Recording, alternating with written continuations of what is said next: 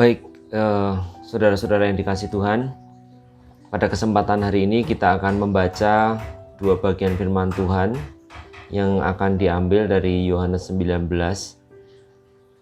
ayat ke-28 sampai 37, Yesus wafat, dan Filipi 3 ayat 7 sampai 11. Saya akan membacakannya untuk kita sekalian, nanti kemudian kita akan membahasnya. Yohanes 19 ayat 28 sampai ke 37, Yesus wafat, versi firman Allah yang hidup.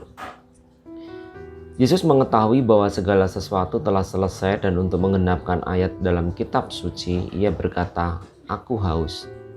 Di situ ada seguci anggur, mereka mencelupkan bunga karang ke dalamnya dan menaruh bunga karang itu pada batang hisop, serta mengenakannya pada bibir Yesus.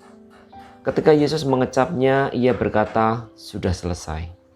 Lalu ia menundukkan kepalanya dan melepaskan nyawanya. Para pemimpin orang Yahudi tidak menghendaki mayat-mayat tergantung di sana pada keesokan harinya, yaitu hari Sabat. Apalagi waktu itu Sabat istimewa, karena bertepatan dengan hari Paskah. Sebab itu mereka memohon kepada Pilatus agar menyuruh orang mematahkan kaki orang-orang itu supaya mereka cepat mati dan kemudian mayat mereka dapat diturunkan. Maka datanglah prajurit-prajurit mematahkan kaki dua orang yang disalibkan bersama-sama dengan Yesus. Tetapi ketika mereka sampai kepada Yesus, mereka melihat bahwa ia sudah mati. Maka mereka tidak mematahkan kakinya. Sungguh pun demikian, seorang prajurit menusuk lambungnya dengan tombak, maka darah dan air pun mengalirlah dari tubuhnya. Saya menyaksikan peristiwa ini dengan mata saya sendiri, dan saya memberikan laporan yang seksama agar saudara juga percaya. Semua itu dilakukan oleh prajurit-prajurit itu sebagai penggenapan ayat-ayat dalam kitab suci yang mengatakan, tidak satu pun dari tulang-tulangnya akan dipatahkan, dan mereka akan memandang kepada Dia yang telah mereka tikam. Filipi 3 ayat 7 sampai 11. Terjemahan baru. Tetapi apa yang dahulu merupakan keuntungan bagiku sekarang kuanggap rugi karena Kristus. Malahan segala sesuatu yang kuanggap rugi karena pengenalan akan Kristus Yesus Tuhanku lebih mulia daripada semuanya. Oleh karena Dialah aku telah melepaskan semuanya itu dan menganggapnya sampah, supaya aku memperoleh Kristus dan berada dalam Dia bukan dengan kebenaranku sendiri karena menaati hukum Taurat, melainkan dengan kebenaran karena kepercayaan kepada Kristus, yaitu kebenaran yang Allah anugerahkan berdasarkan kepercayaan. Yang ku kehendaki ialah mengenal Dia dan kuasa kebangkitannya dan persekutuan dalam penderitaannya, di mana aku menjadi serupa dengan Dia dalam kematiannya, supaya aku akhirnya beroleh kebangkitan dari antara orang mati. Mari kita berdoa sekali lagi sebelum kita merenungkan firman Tuhan ini. Kami sudah membaca firman-Mu, kiranya Allah Roh Kudus berkenan menjelaskan kepada kami. Mampukan hamba-Mu ini Tuhan, untuk menangkap isi hati-Mu, menguraikannya, merenungkannya, dan melakukannya dengan setia. Sehingga baik yang berbicara maupun yang mendengar, kami semakin hari semakin hidup seperti yang Tuhan mau, menjadi pelaku firman, mengasihi-Mu dengan seluruh totalitas hidup kami. Terima kasih, tolonglah kami Roh Kudus untuk memahami kebenaran-kebenaran-Mu yang indah ini. Di dalam nama Tuhan Yesus kami mohonkan doa ini. Amin.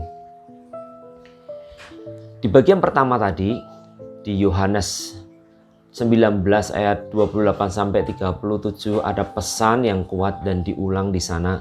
Bagaimana Tuhan Yesus menggenapi seluruh apa yang tertulis tentang Dia.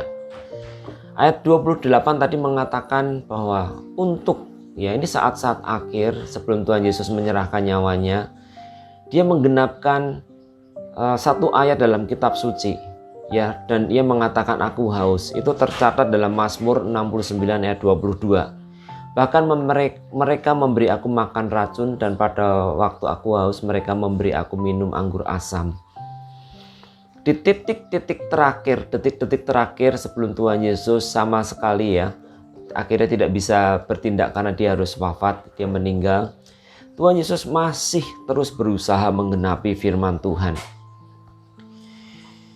Kalau kita baca setelah itu ya, ketika Tuhan Yesus sudah meninggal, maka yang terjadi pun ketika dia tidak mengambil keputusan ya sebagai manusia hidup yang normal, karena dia sudah menyerahkan nyawanya, itu pun terjadi seperti yang Tuhan sudah nubuatkan, Tuhan katakan sebelumnya.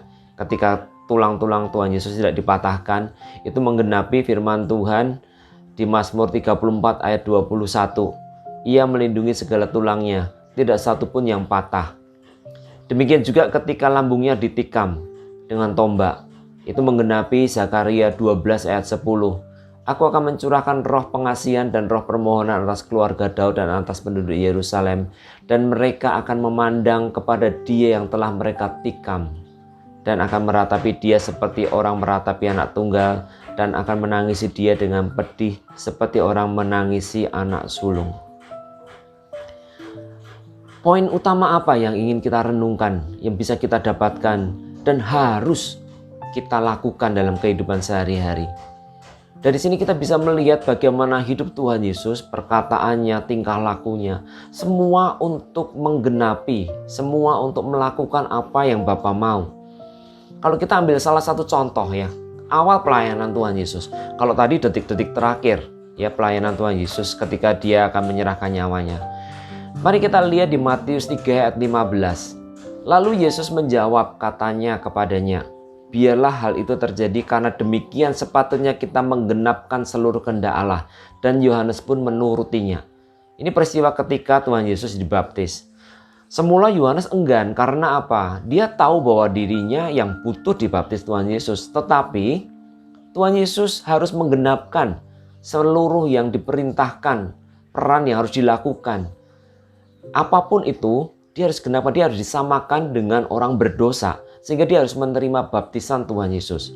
Itu adalah sesuatu yang sebenarnya sangat kontradiktif untuk memulai satu pelayanan. Karena apa? Bagaimana mungkin ke depannya orang akan mengatakan bahwa akulah juru selamat. Ya, kalau dia sendiri juga berdosa, orang berdosa mana bisa menyelamatkan orang berdosa, bukan? Jadi kalau orang ada di dalam sumur, bagaimana dia bisa menolong sesama orang-orang yang kecemplung di dalam sumur itu?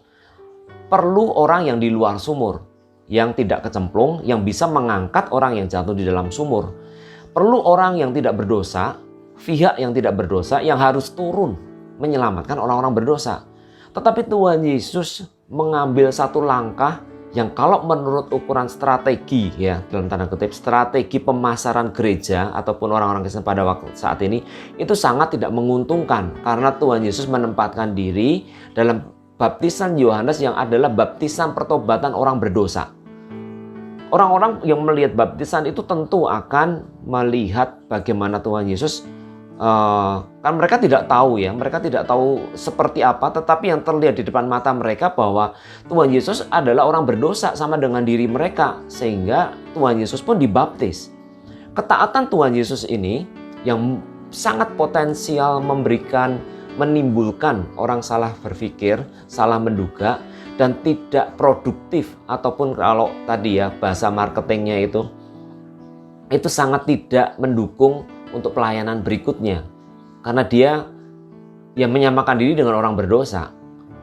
Tapi kita perhatikan di sini bagaimana Tuhan akhirnya membela dia. Ada pernyataan khusus, suara dari langit yang menyatakan, inilah anak yang kukasihi, kepadanya aku berkenan, dengarkanlah dia. Poin pertama, hidup yang hanya ingin menyukakan hati Bapa. Hidup yang hanya ingin mentaati semua yang sudah Tuhan perintahkan. Nah, kita sama-sama sebagai orang percaya yang mengaku menyebut diri Kristen, harusnya tema hidup kita, harusnya cita-cita hidup kita menjadi seperti dia. Mentaati seluruh kehendak Bapa. Cuman prakteknya mari kita lihat ya, prakteknya ternyata kekristenan ataupun mungkin hidup kita saat ini itu ternyata berbeda sekali dengan bagian yang kedua tadi yang sudah kita baca. Tidak ada seorang pun yang menyaksikan ya, orang Kristen tentunya, yang menyaksikan pelayanan ataupun kesungguhan pelayanan Paulus. Ya, orang agama lain ya mereka bisa saja membuat cerita mereka sendiri. Tetapi berbicara tentang orang-orang yang sungguh-sungguh percaya kepada Tuhan dan tuntunan Roh Kudus dan karya Roh Kudus atas orang-orang pilihannya, atas orang-orang yang percaya kepadanya, kita tahu bahwa Paulus adalah seorang pelayan yang sejati. Apa yang dia inginkan setelah dia akhirnya mengenal Tuhan sungguh-sungguh, di Filipi 3 ayat 7-11 tadi dengan jelas kita melihat bagaimana tingkah laku rohani dia, kesalehan-kesalehan dia, mentaati Taurat Tuhan, menjaga firman Tuhan begitu rupa itu ternyata tidak ada apa-apanya, bahkan dianggap sampah karena pengenalannya akan Kristus. Ini bukan satu kehidupan yang jahat atau hidup yang penuh dosa ya, tetapi adalah satu hidup yang pada waktu itu dia pikir ya, selama hidupnya dia pikir itu adalah hidup yang sangat mulia, hidup yang benar-benar membuat hidupnya sangat diterima orang banyak. Tetapi dia merasakan ada sesuatu kekosongan tentunya. Kenapa itu sangat luar biasa? Kita lihat ya bagaimana di ayat 31 tadi, di Yohanes 19 ayat 31 tadi, kalau kita juga baca bagian sebelumnya, para pemimpin orang Yahudi, ya imam-imam kepala ahli-ahli Taurat itu begitu saleh luar biasa. Saleh luar biasa. Mereka bahkan tidak mau loh masuk ke gedungnya, ke rumah tempat Pilatus itu, tempat persidangan itu. Karena apa? Mereka tidak mau menajiskan dirinya karena apa? Mereka akan merayakan Paskah. Di situ juga mereka melihat bahwa nggak boleh ada mayat-mayat digantung karena itu bisa mencemari hari Paskah, hari Sabat ya. Sabat yang khusus pada waktu itu, Sabat istimewa mendekati perayaan Paskah. Mereka begitu rohani, mereka begitu luar biasa ya menjaga diri mereka, tapi pada saat yang sama mereka begitu bengis, begitu kejam, begitu luar biasa menindas sang kebenaran. Mengerikan sekali. Tipu muslihat agamawi itu sangat mengerikan sekali. Tidak ada yang kebal. Saya pun bisa juga terjebak dalam kesalahan yang sama. Di satu sisi seolah-olah ingin membela Tuhan, seolah-olah ingin melakukan semuanya untuk Tuhan. Tetapi kalau kita tidak memiliki kasih yang sungguh-sungguh kepada Allah, ketika kita tidak memiliki kasih yang sungguh-sungguh kepada manusia, kepada sesama kita, berhati-hatilah. Dan itu akan terlihat dalam agenda atau tema utama hidup kita. Tema hidup kita itu kan ditentukan oleh keinginan-keinginan hati kita yang paling dasar. Dan ketika bagaimana taunya tema hidup kita utamanya di apa? Adalah dari emosi ataupun dari banyaknya waktu ataupun banyaknya pikiran ataupun banyaknya ungkapan perasaan ya, presentasinya yang selama ini terus mendengung dalam pikiran, dalam perkataan, dalam tingkah laku kita. Ya. Itu tujuan hidup kita. Yang real ya, bukan yang kita akui ya. Tentu sebagai orang Kristen, apa tujuan hidupmu? Menyenangkan hati Tuhan melalui lagu-lagu pujian, itu juga lagu-lagu yang indah. Belum tentu ya, belum tentu. Kehidupan kita sehari-hari, keyakinan ataupun iman percaya kita itu terlihat dari perbuatan-perbuatan kita. Jika hidup kita ini seringkali baperan, ya, baperan. Apa-apa sedikit jadi sensi. Ketika orang mengatakan sesuatu yang negatif tentang hidup kita, ya, kita bisa tiba-tiba marah. Ketika kita kehilangan uang atau harta milik atau merasa terancam, kita jadi tiba-tiba panik, jadi stres, ya, macam-macam. Itulah yang sebenarnya menjadi Tuhan kita. Ya, jadi bukan pengakuan-pengakuan. Saya bisa mengatakan saya ini adalah seorang nelayan yang tangguh. Tetapi semua akan tertawa karena apa? Wong saya ke laut aja tidak pernah, jarang sekali naik pelaut mencari ikan, tidak pernah. Kok mengatakan diri nelayan? Tetapi saya bisa membuat pernyataan bahwa saya adalah nelayan yang tangguh. Saya mungkin bisa menghafalkan ya bagaimana cara menangkap ikan ya, melihat memperhatikan musim ya, membaca arus dan sebagainya. Saya bisa menceritakan tentang ukuran-ukuran jala yang baik seperti apa, teori-teori. Tetapi kalau hidup saya itu tidak pernah menjala ikan, maka itu semua hanya teori, bukan?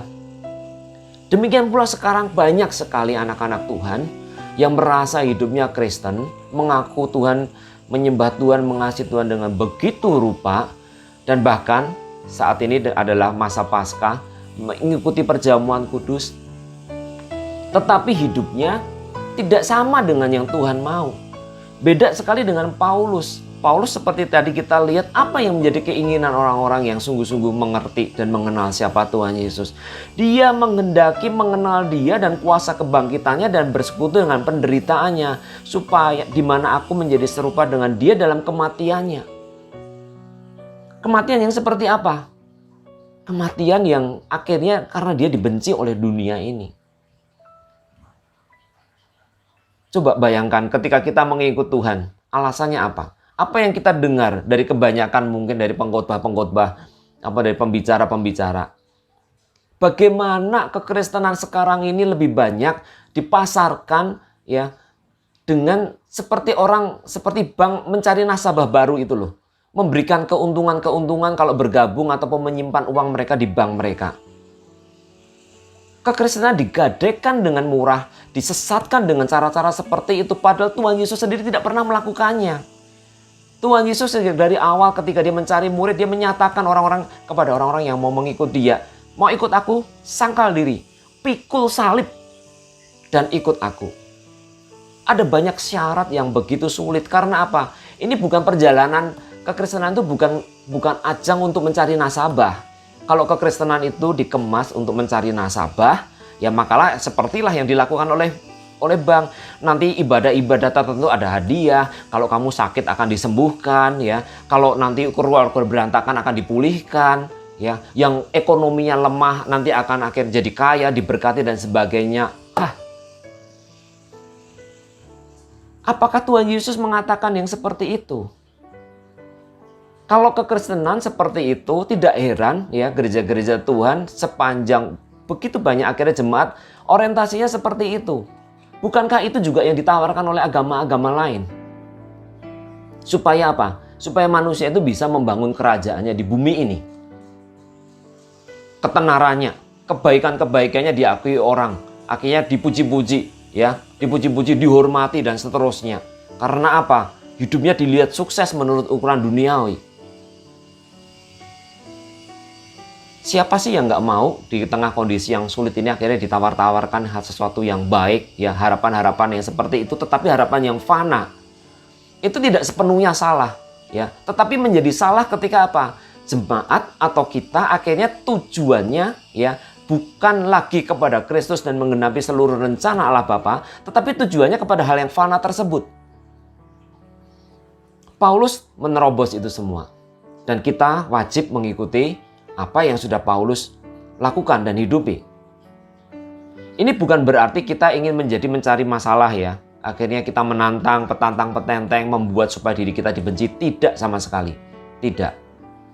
Tetapi paket hidup kita akan mengganggu orang-orang yang tidak benar hidupnya. Itu adalah adalah satu tanda salib, adalah tanda jalan penderitaan, stigmata dalam hidup orang-orang yang percaya kepada Tuhan Yesus, yang setia mengikut Dia. Tuhan Yesus sudah mengatakan di Yohanes 15 mulai ayat 18 sampai 20. Jikalau dunia membenci kamu, ingatlah bahwa Ia telah lebih dahulu membenci aku daripada kamu. Sekiranya kamu dari dunia, tentulah dunia mengasihi kamu sebagai miliknya. Tetapi karena kamu bukan dari dunia, melainkan aku telah memilih kamu dari dunia, sebab itulah dunia membenci kamu. Ingatlah apa yang telah kukatakan kepadamu. Seorang hamba tidak lebih tinggi daripada tuannya. Jikalau mereka telah menganiaya aku, mereka juga akan menganiaya kamu. Jikalau mereka telah menuruti firmanku, mereka juga akan menuruti perkataanmu. Sama persis dengan yang akhirnya dihidupi, dijalani, dan akhirnya diakhiri oleh Paulus. Bagaimana dengan hidup saya dan hidup Anda? Apakah secara rohani kita sedang mengumpulkan, ya, kepingan-kepingan pengakuan ataupun kepingan-kepingan kenyamanan dalam hidup ini? Tentunya semuanya baik deh. Kita tahu, ya, orang Kristen memang harus mengejar yang baik, keluarga yang baik, anak-anak yang sehat, berpendidikan tinggi, menjadi berkat dan semua hal-hal yang baik. Tetapi itu bisa menjadi sesuatu yang sangat mengerikan ketika itu lepas dari rencana Allah. Akhirnya itu menjadi terminal. Kita menjadi terpaku di dunia ini sehingga kita lupa rencana kekal Tuhan menyediakan, memberikan itu semua dalam hidup kita. Kita melupakannya itu. Sehingga apa? Kita menjadi begitu takut kehilangan itu. Akhirnya apa? Seperti yang dialami Paulus ini tidak lagi menjadi agenda hidup kita. Menjadi orang-orang Kristen yang cengeng. Ya, menjadi orang-orang Kristen yang seperti bermental pengemis. Minta ini, minta itu ya. Sangat transaksional dengan Tuhan. Saat-saat ini kita semua ya tentunya sudah berbagian dalam perjamuan kudus. Di Yohanes 6 dikatakan pengajaran Tuhan Yesus yang keras ya pada waktu itu dipahami itu sangat keras di Yohanes 6. Barang siapa tidak minum darahku dan makan dagingku, ia tidak layak. Apa sih pengertiannya? Apa sih sebenarnya yang terjadi? Bukankah apakah itu satu jaminan bahwa kalau saya sudah ikut perjamuan kudus bahwa saya pasti akan diselamatkan? Tentu saja tidak. Saya yakin tentu saja tidak jaminan bahwa ketika seseorang mengikuti perjamuan kudus ya, dia pasti akan diselamatkan. Karena apa? Ya, kita sendiri bisa tahu sudah berapa kali kita mengikuti perjamuan kudus dan setelah itu sehari kemudian, 2 hari, seminggu, sebulan kita melupakannya. Hidup kita kembali seperti semula. Tidak ada tanda-tanda, jejak-jejak stigmata ya, hidup yang akhirnya benar-benar dipersembahkan untuk Tuhan. Tuhan mengatakan minumlah darahku. Artinya apa? Tuhan Yesus itu benar-benar menyerahkan hidupnya. Darah itu berbicara tentang nyawa. Dia menyerahkan hidupnya untuk menggenapi seluruh apa yang Bapa mau. Jadi ketika kita berani mengambil ya meminum anggur itu, kita sebenarnya seharusnya itu menyamakan diri ya, menyamakan diri kita. Sudah mengatakan, Belican, kamu ini, nyawamu ini harus sepenuhnya digunakan untuk melakukan apa yang Bapa mau. Hidupmu itu untuk memperkenan hati Bapa. Ketika kita minum, makan roti, sebenarnya itu mengatakan bahwa hidupmu ini, fisikmu ini, dagingmu ini, kebugaranmu, semuanya yang ada, yang ini, yang kelihatan ini, ya, itu untuk menggenapi semua yang Bapa mau. Nah, itu esensinya, menyatu dengan Tuhan Yesus, tinggal di dalam rencananya dengan melakukan semua firman-Nya. Tetapi kalau hanya minum ya, hanya makan yang bisa dilakukan tergantung oleh gereja ya, seminggu sekali ya, atau mungkin sebulan sekali, setahun sekali, atau apapun seperti itu. Jangan pernah tertipu ya, jangan pernah mau akhirnya tertipu atau kita menghibur diri sendiri, menipu diri sendiri bahwa itu sudah menyelesaikan semua, bahwa kita sudah dapat tiket ke surga. Enggak. Perjalanan bangsa Israel menjadi tanda, menjadi peringatan bagi kita semua. Betapa mereka sudah mengalami Paskah pertama itu. Ya, mereka lolos ya dari malaikat maut yang waktu itu membinasakan semua anak sulung di Mesir. Mereka lolos dari situ. Dan Tuhan memerintahkan kepada Musa supaya mereka mengulang setiap tahunnya peristiwa itu, supaya mereka ingat ya bahwa mereka ini adalah orang tebusan ya. Mereka ini adalah orang-orang yang benar-benar diselamatkan untuk maksud rencana Tuhan. Tetapi kenyataannya apa? Hampir semuanya dibinasakan. Tidak masuk hanya Yosua dan Kaleb. Betapa degilnya hati manusia, mereka justru ingin memperalat Tuhan. Mereka ingin makan makanan yang enak, tidak dapat minum, mereka bersungut-sungut. Jadi mereka berusaha menempatkan, mereka menjadi tuan ya, sudah capek jadi budak, dan kurang ajarnya mereka berusaha menempatkan Tuhan sebagai budak mereka. Mereka mau hidup seperti yang mereka mau sendiri. Tuhan murka begitu rupa, bacalah ya, kitab mulai dari Keluaran sampai Ulangan. Betapa Tuhan itu sangat geram dengan hidup mereka. Dan mungkin Tuhan juga sedang geram dengan hidup kita. Karena apa? Kalau gaya hidup kita, keinginan-keinginan kita, pokok doa kita, air mata kita, kegelisahan kita, sukacita kita selama menjadi orang Kristen, itu ujung-ujungnya hanya untuk supaya hidup kita nyaman di bumi ini. Supaya masalah kuliah kita selesai, supaya keluarga kita ini harmonis, supaya kita sembuh, ya, supaya kita diberkati, kaya, dan sebagainya. Kalau hanya seperti itu, Tuhan Yesus nggak perlu mati di kayu salib, bukan? Itu agama-agama lain menyediakan. Dewa-dewa, pesugihan-pesugihan itu menyediakan. Sama seperti Persis seperti ketika Musa melemparkan tongkatnya dan itu menjadi ular. Demikian juga ahli-ahli sihir di Mesir. Itu juga bisa mereka lakukan. Mari kita pikirkan ini sungguh-sungguh. Di momen Paskah ini, mari kita sungguh-sungguh melihat ulang. Untuk apa saya minum anggur perjamuan ataupun makan roti perjamuan itu? Kalau hanya mengikuti tradisi, kita sedang menjadi penyesat loh. Benar, menjadi penyesat. Karena orang berpikir bahwa, nggak apa-apa kok, ya jadi Kristen ya seperti itu. Ya minum roti, ya minum anggur perjamuan, makan roti, seperti itu. Dan ya sudah, hidupnya seperti itu aja. Hidup yang nanti, kalau misalnya kita orang tua ya, pokok doanya adalah pokok doa gimana nanti supaya ya ini tadi urusan-urusan duniawi yang tidak ada selesainya itu. Kerajaan Allah boro-boro nggak kepikiran. Mendoakan tentang pelayanan, nggak ada lagi. Tidak menjadi agenda dalam hidup kita. Agenda doa menjadi sangat kusuk ketika apa? Mungkin gereja terancam ya. Kayak kemarin itu ada teroris. Ketika takut kehilangan nyawa seperti itu. Ketika kenyamanannya terganggu. Ketika hak-haknya dizolimi. Ya. Ketika usahanya bangkrut, kesulitan seperti itu. Nah itu orang yang nggak beragama Kristen pun banyak seperti itu, bukan? Tapi coba perhatikan, Paulus justru meninggalkan kenyamanannya. Sama seperti Tuhan Yesus meninggalkan kenyamanannya sebagai Allah. Dia turun ke dalam dunia mengambil rupa seorang hamba. Dan dalam kehambaannya dia taat bahkan sampai mati di kayu salib. Paulus juga nyaman sekali sebagai orang Ibrani asli ya, disunat pada hari ke-8 dalam mengenal hukum Taurat, dia tidak bercacat. Dia sebagai seorang calon pemimpin yang sangat dihormati pada waktu itu. Tetapi setelah mengenal Kristus, dia ketularan itu. Salib Kristus ada dalam hidupnya. Apakah kita sudah ketularan? Apakah saya sudah ketularan dengan itu? Salib Kristus menjadi agenda hidup kita. Atau justru kita menampilkan gaya kehidupan kekristenan yang hedonis. Ya, kekristenan yang nyaman sehingga orang-orang tertarik menjadi Kristen karena pengen kaya, karena pengen berhasil, karena pengen sukses. Kekristenan macam apa kalau ini terus yang akhirnya kita tawarkan kepada orang-orang di sekeliling kita, kepada anak-anak kita? Mereka akan melihat. Teman-teman kita akan melihat di kantor. Mereka tidak tertarik pada Kristus, tidak tertarik pada kerajaan Allah. Karena apa?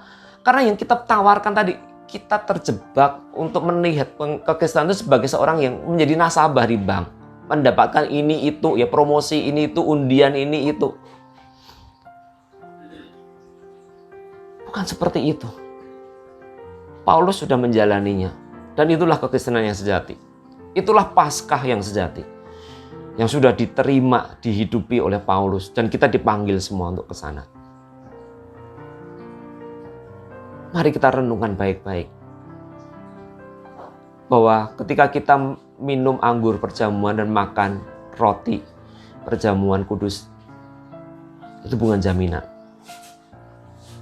Kalaupun selama ini kita terus saja akhirnya menempatkan itu, baiklah, selesaikan itu hari ini juga di hadapan Tuhan. Minta ampun sungguh-sungguh. Karena bertahun-tahun kita menjadi orang Kristen, bahkan mungkin bertahun-tahun kita mengkhotbahkannya. Tetapi hidup kita sama sekali jauh dari kerajaan Allah. Datanglah kerajaan-Mu dan jadilah kehendak-Mu itu hanya di bibir, hanya di doa. Karena apa? Yang sesungguhnya hidup kita itu dipenuhi doa-doa kita, keinginan-keinginan kita itu akhirnya dipenuhi dengan pokok-pokok doa yang untuk kerajaanku sendiri atau untuk kerajaan jemaatku.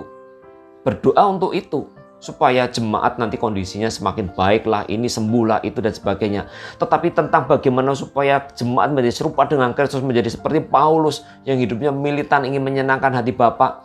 Seperti Tuhan Yesus yang membawa kabar baik, hidup yang dikuasai penuh oleh Roh Kudus ya, melakukan mujizat untuk menyelamatkan sebanyak mungkin orang dan untuk melakukan pemuritan, mengajarkan ya.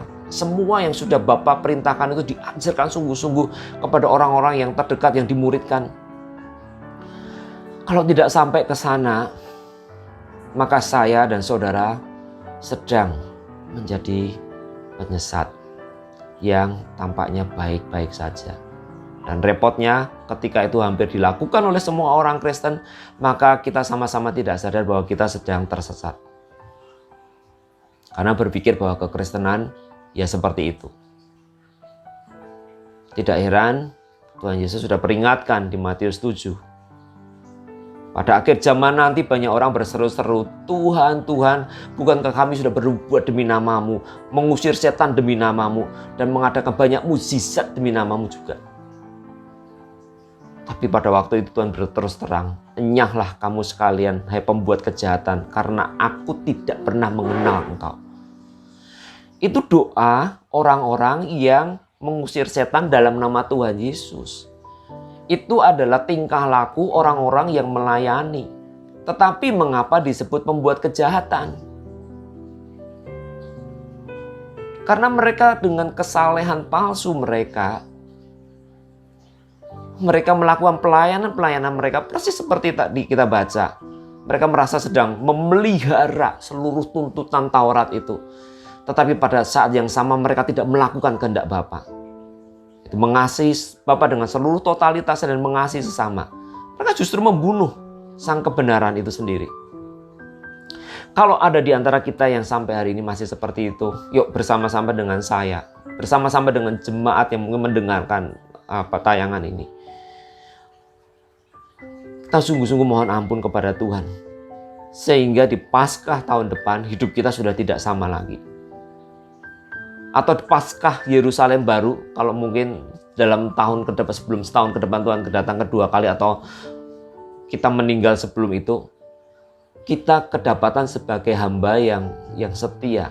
Karena hidup kita itu sudah ada tanda salibnya. Ada jejak Kristus yang nyata, sebagaimana jejak Paulus ini menghidupinya. Jadi pokok doanya, keinginannya itu bukan lagi hal yang fana. Hal-hal yang fana penting, Tuhan izinkan itu ada karena itu untuk memelihara, menjadi satu anugerah umum. Tapi itu bukan tujuan, itu hanya terminal, bukan final, itu hanya terminal. Artinya hanya untuk sementara. Tapi kalau itu dijadikan tujuan, cilaka kita. Dan akhirnya kita memperkenalkan orang bahwa tujuan menjadi Kristen hanya supaya tinggal di terminal itu. Jangan sampai seperti itu. Ayo kita akhiri itu. Ayo kita sungguh-sungguh kembali kepada kita melihat tujuan ketika kita nanti ketika merayakan Paskah, ketika kita melakukan ini, minum anggur perjamuan Paskah dan makan roti Paskah ini. Kita menyatukan diri kita, hidup kita ini dengan Kristus.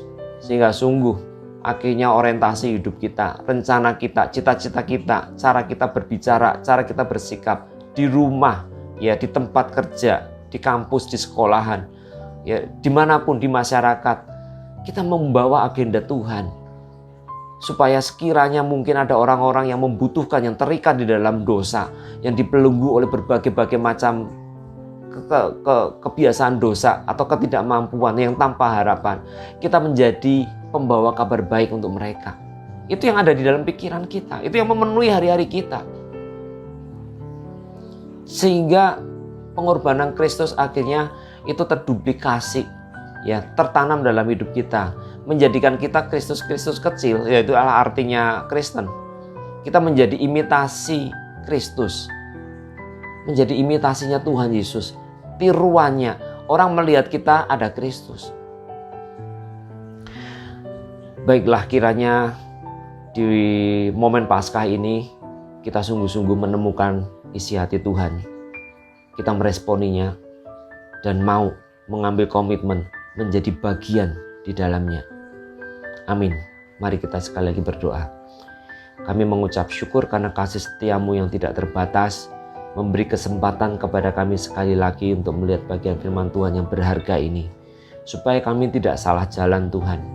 Supaya kami melihat bahwa junjungan kami, yaitu Engkau sendiri itu datang ke dunia bukan untuk mencari posisi yang nyaman, bukan untuk mencari kenyamanan. Dan Engkau juga tidak menjanjikan itu di dunia ini. Bahkan Engkau dengan jelas sudah menyatakannya. Jikalau dunia ini membencimu, maka dunia ini juga akan membenci kami. Ampuni kalau selama ini kami salah mengira atau mengikuti Allah yang kami kira adalah Engkau, yang seperti jin ajaib yang kami gosok dengan ketaatan ataupun dengan ritual-ritual keagamaan kami, dan sehingga jin itu mau mentaati kami. Mungkin kami sudah tersesat terlalu jauh sehingga kami nyaman dengan kekristenan kami, membangun istana-istana pasir kami di dunia ini. Tuhan, ampuni kami. Kami bersyukur firman-Mu menyatakan bahwa Engkau datang bukan untuk supaya kami bisa membangun istana-istana di dunia ini. Engkau datang supaya kami melihat kerajaan-Mu, istana-Mu Tuhan, di kekekalan kelak. Dan kami mulai memperhatikan bagaimana kami hidup dan akhirnya kami berjuang untuk memperolehnya. Di kekekalan kelak, bukan di bumi ini Tuhan. Sehingga kami bisa berjuang begitu rupa menggunakan nyawa kami, menggunakan tubuh kami ini. Melatihnya sedemikian rupa untuk menggenapi, akhirnya kami bisa tiba di tujuan kekal yang mulia bersama-sama dengan Tuhan di kerajaan-Mu kelak. Bila kami melihat karya keselamatan-Mu itu bukan dalam rangka upaya supaya kami memperkaya ataupun menjadi nyaman di bumi ini, tetapi kami melihatnya sebagai satu jalan untuk kami kembali kepada Bapa, menjadi maksud semula Tuhan menciptakan kami, di mana kami bisa bersekutu dengan-Mu, menikmati-Mu Tuhan di kekekalan kelak. Tolonglah kami yang terbatas ini. Tolonglah kami yang seperti domba yang lebih suka mencari jalan kami sendiri. Biarlah firman-Mu menjadi penuntun kami Tuhan, melebihi daripada kami mengikuti siapapun di bumi ini. Tolonglah Roh Kudus, supaya kami sungguh-sungguh belajar baik-baik firman-Mu, mentaatinya, dan terus bergantung kepadamu dari hari ke hari. Sehingga kami tidak menyeleweng. Sehingga hidup kami semakin menjadi seperti yang Tuhan mau. Terima kasih. Datanglah kerajaan-Mu Tuhan. Jadilah kehendak-Mu di dalam hidup kami. Di bumi ini seperti di dalam surga. Amin.